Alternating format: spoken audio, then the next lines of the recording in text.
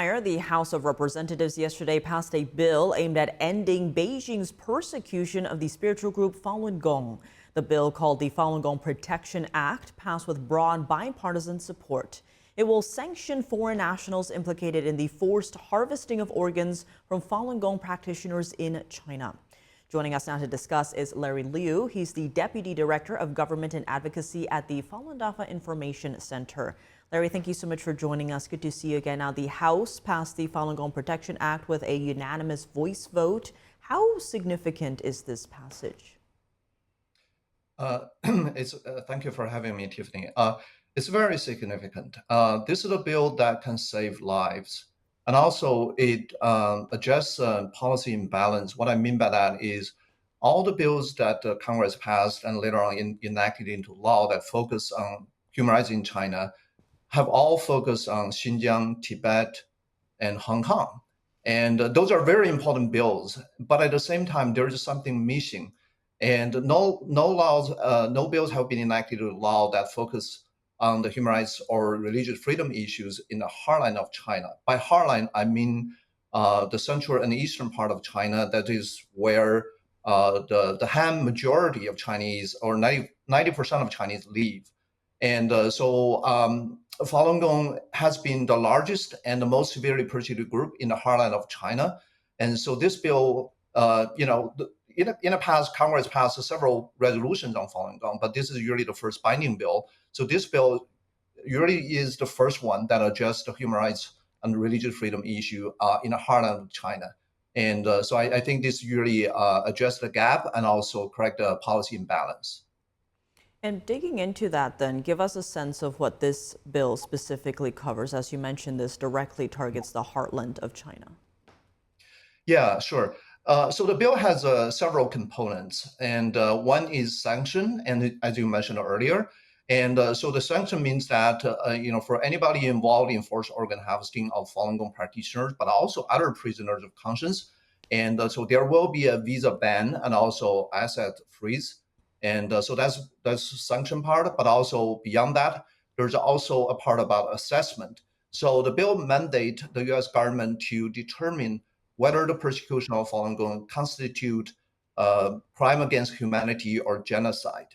And also the bill mandates the State Department to produce a report on organ transplantation in China, such as the number of transplants, the organ sources, and also produce a list of U.S. grants that supported China's organ transplantation industry in the past 10 years. So the bill also made it a U.S. policy for American medical community not to cooperate or collaborate with China's organ transplantation industry. And as you mentioned earlier, when it comes to forced organ harvesting, available information from, say, the American Journal of Transplantation and the Independent China Tribunal indicate that Muslims, Christians, and other prisoners of conscience have been targets. But in particular, Falun Gong practitioners have been the primary victims. Yeah, exactly. Actually, after China Tribunal's ruling and the China Tribunal, which is the independent tribunal in London, led by Sir Geoffrey Nice, who was the lead prosecutor of Milosevic in the 1990s. So after their ruling, and so the China Tribunal's legal counsel testified before United Nations Human Rights Council, and during that hearing, and he testified that China Tribunal estimated hundreds of thousands of people have been killed through this forced organ harvesting in China over the past 2 decades, and Falun Gong have been the majority of that. And when it comes to what this bill will do, how does sanctioning individuals found funding or supporting organ trafficking in China help bring an end to the persecution against Falun Gong? What does that accountability look like here? Yeah, and the sanction mainly has two components. One is the visa ban and also asset freezes.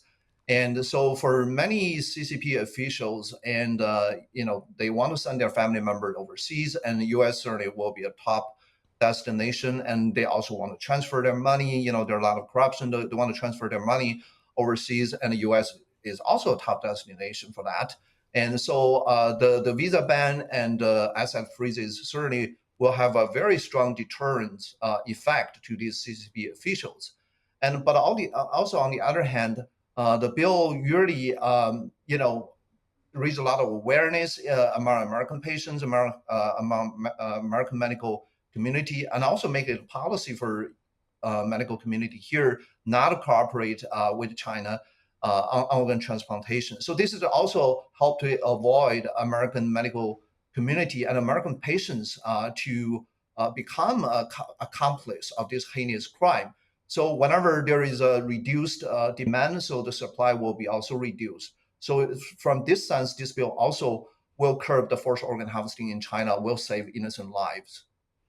And Larry, Congressman Scott Perry of Pennsylvania, he's a lead sponsor of the Falun Gong Protection Act. He says, quote, the United States should be a leader and show the world the way. What are you hoping to see next from either the U.S., the Senate still has to vote on this, or other countries on this issue? Certainly, we really appreciate Congressman Perry's leadership in this bill. And also, this is a bipartisan bill, and also Congressman Pat Ryan is also a Democrat lead co-sponsor of this bill. And so, after the passing of in the House, certainly we hope the bill can be passed in the Senate as soon as possible. And there is already a companion Senate bill, and it was introduced by Senator Ted Cruz in February. And so we hope that bill can be passed as soon as possible, and eventually can be signed into law by the president. And I certainly hope this will also encourage more other countries to take action on this. In fact, several other countries has already got ahead of us.